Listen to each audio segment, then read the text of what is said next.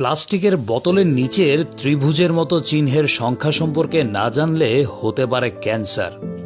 প্রায় প্রতিটি প্লাস্টিকের বোতলেই ত্রিকোণাকৃতির একটি চিহ্ন থাকে এবং এর ভেতরে একটি সংখ্যা দেয়া থাকে। কখনো মনে প্রশ্ন এসেছে প্লাস্টিকের বোতলের নিচে থাকা এই ত্রিকোণ চিহ্নটি কেন দেওয়া হয়?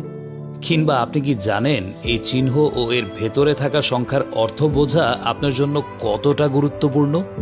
ত্রিকোণের ভেতরে যদি 1 লেখা থাকে তাহলে এই ধরনের বোতলগুলো মাত্র একবারই ব্যবহার করার যোগ্য। সাধারণত এই বোতলগুলো সফট ড্রিঙ্কসের বোতল, পানির বোতল, জুস এবং রান্নার তেলের বোতল হিসেবে ব্যবহৃত হয়। বোতলের গায়ে ত্রিকোণের ভেতর যদি 2 লেখা থাকে তাহলে বুঝবেন এই ধরনের বোতলগুলোতে ঘন পলিথিন ব্যবহার করা হয়েছে। সাধারণত এই ধরনের বোতল ওষুধ, দুধ, ডিটারজেন্ট এবং সাবান এই ধরনের পণ্যের জন্য ব্যবহার করা হয়। ত্রিকোণের ভেতরে যদি 3 লেখা থাকে তাহলে বুঝতে হবে যে এই ধরনের বোতল তৈরিতে পলিভিনাইল ক্লোরাইড বেশি ব্যবহার করা হয়েছে। এই বোতলগুলো সাধারণত বেশি ব্যবহার করা উচিত নয়। এই বোতলগুলো বেশি ব্যবহার করলে ক্যান্সার হওয়ার ঝুঁকি থাকে।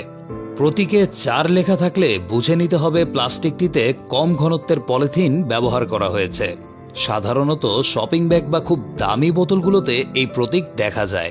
এই বোতলগুলো অনেক দিন ব্যবহারযোগ্য। সংখ্যা যদি হয় 5 তাহলে নিশ্চিন্তে থাকুন। এই প্লাস্টিকগুলো খুবই মানসম্মত এবং নিরাপদ। আইসক্রিমের বক্স, খাবারের কন্টেইনার বা সিরাপের বোতলগুলোতে এই ধরনের প্লাস্টিক ব্যবহার করা হয়ে থাকে। তবে সংখ্যা যত বাড়বে বোতলের গুণগত মান ততই বাড়বে তা কিন্তু নয়।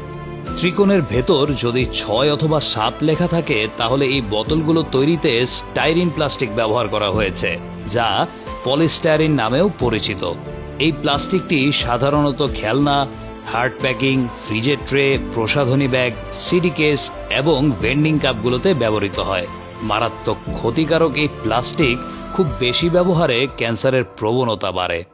বোতলের এই প্রতীকের রহস্যটি জানা থাকলে আমাদের জীবনের দৈনন্দিন কাজে ব্যবহৃত প্লাস্টিকের বোতলগুলো নির্বাচন করা সহজ হয়ে যাবে।